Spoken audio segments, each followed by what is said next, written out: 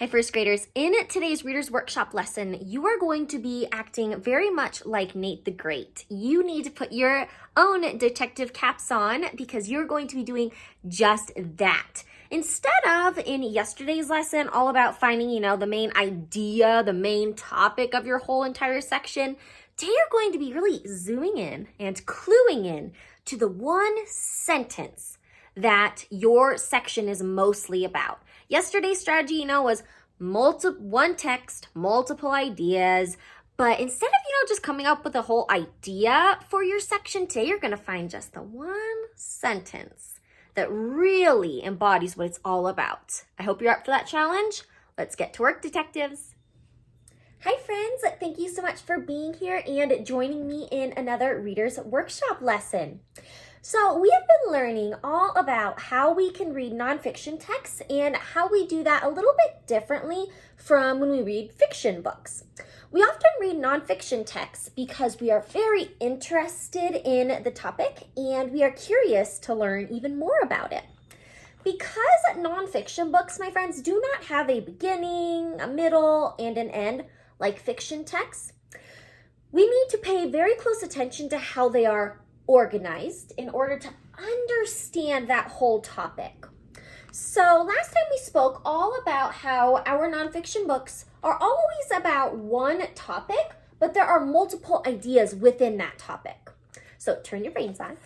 Today, I want to teach you to find a sentence or two, usually about one, that seems to sum up what the whole page or part of the section is mostly about.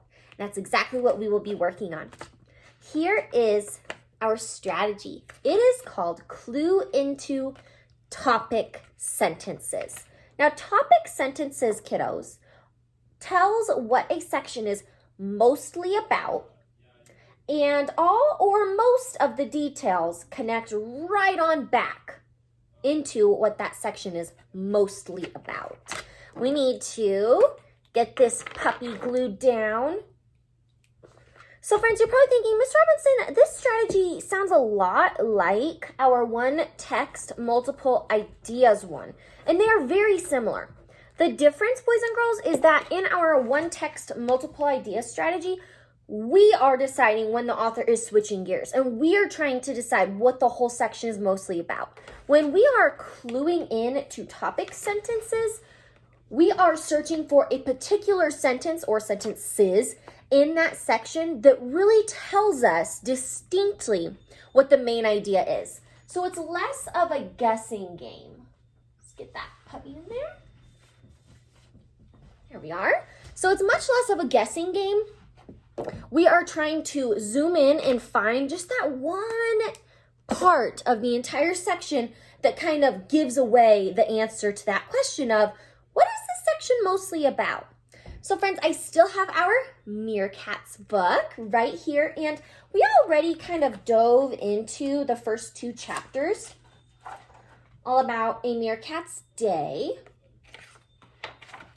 and the meerkat's body. So for today, we are going to be zooming in on chapter 3, which is titled The Mob Rules. And let's just take that sneak peek into this chapter to get a feel for what it's about.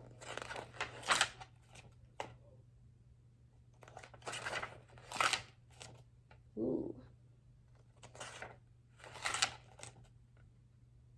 Okay.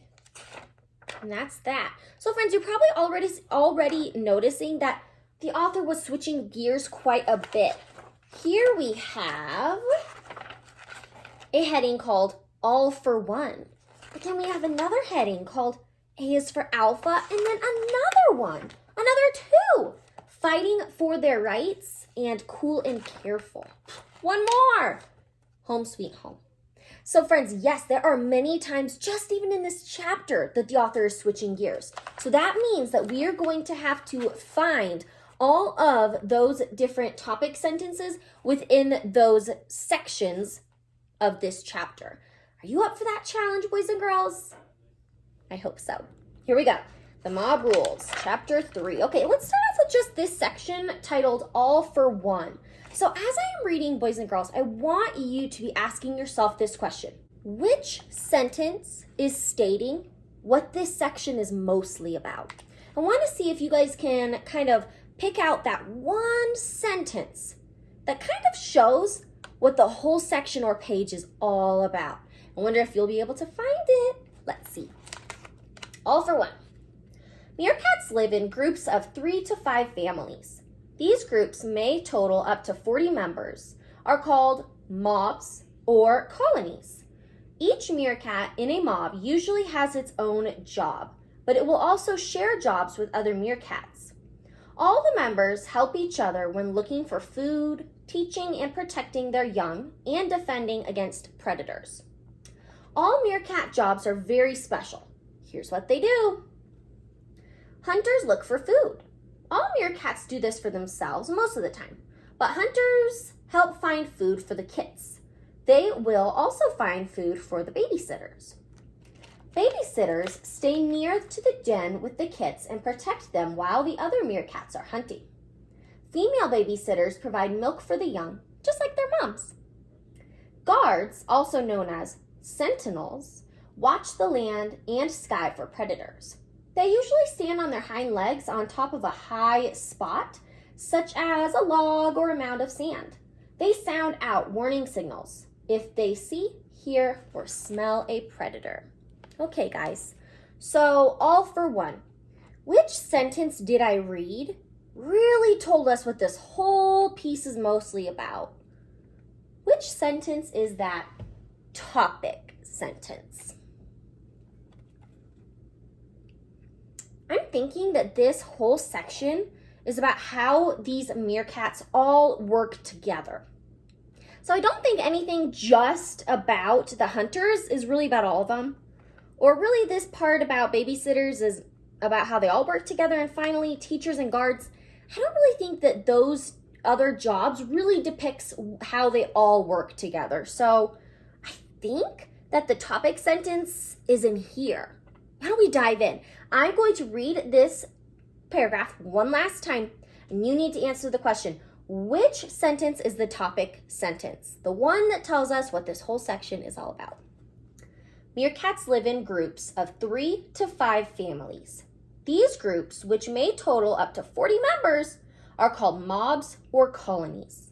Each meerkat in a mob usually has its own job, but it will also share jobs with other meerkats.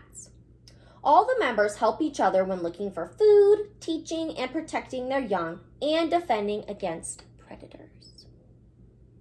Were you able, boys and girls, to pick out that one topic sentence within our section? And as always, friends, you can totally pause this video and zoom in and reread so that you can decide what the topic sentence is.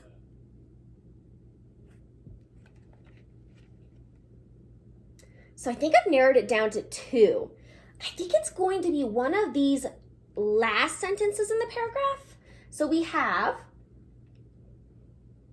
each meerkat in a mob usually has its own job, but it will also share jobs with other meerkats. So that one, and then all the members help each other when looking for food, teaching and protecting their young, and defending against predators.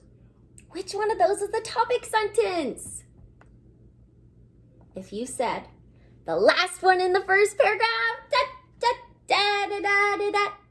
that is exactly right. This whole section is mostly about how all the members help each other when looking for food, teaching and protecting their young, and defending against predators. We spotted that topic sentence. Nicely done, boys and girls. Now, if you were not perfectly able to depict that exact topic sentence, but you were able to get it narrowed down to a couple, that's okay. This is just practice, kiddos. Nicely done. So, friends, today and every day, when you pick up a nonfiction book, I need you to stop and think, which sentence in this part is the topic sentence? Which sentence helps me see this page a bit more clearly? I want you to decide on that within your very own nonfiction books. Give this a go, boys and girls. Try your best to narrow down your learning, to narrow down that whole section into just that one sentence. And the reason, boys and girls, that I want you to do this is because then when you want to reread this book, you don't have to read every single sentence or every single word. You can go back and read that highlighted topic sentence to really clue in on that entire section. Have fun, boys and girls. I hope you've enjoyed this strategy. Do your best, give it a go, and enjoy yourselves. Thanks for learning with me. Goodbye.